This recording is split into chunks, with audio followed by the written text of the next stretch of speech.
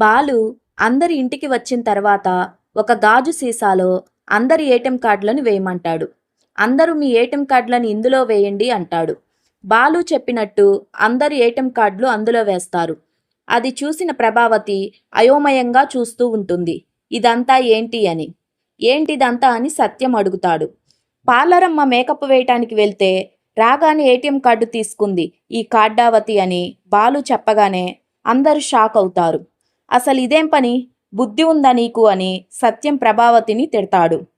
Rohini makeup వేస్తే వచ్చే డబ్బులు మీరెలా తీసుకుంటారని అంటుంది ప్రభావతితో మీనా.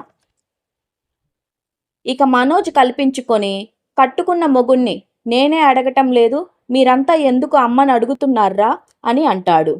అది తనకి ఇష్టమైతే ఇవ్వచ్చు, లేదంటే లేదు అని సత్యం అంటాడు. కాబట్టి తన కార్డు తనకి ఇవ్వు కార్డావతి అని బాలు అంటాడు. నువ్వు చాలా తెలివిగా నా కాపురంలో చిచ్చు పెట్టి ఆ మంటల్లో చలి కాచుకుంటున్నావు అని రోహిణి పొగరుగా అనగానే బాలు మీనా సత్యం షాకింగ్గా చూస్తారు. తమరి అమూల్యమైన అభిప్రాయం ఏంటో కాస్త సెలవిస్తారా అంటాడు బాలు. బాలు అలా అనడంతో అందరూ ఆశ్చర్యంగా చూస్తారు రోహిణి వైపు.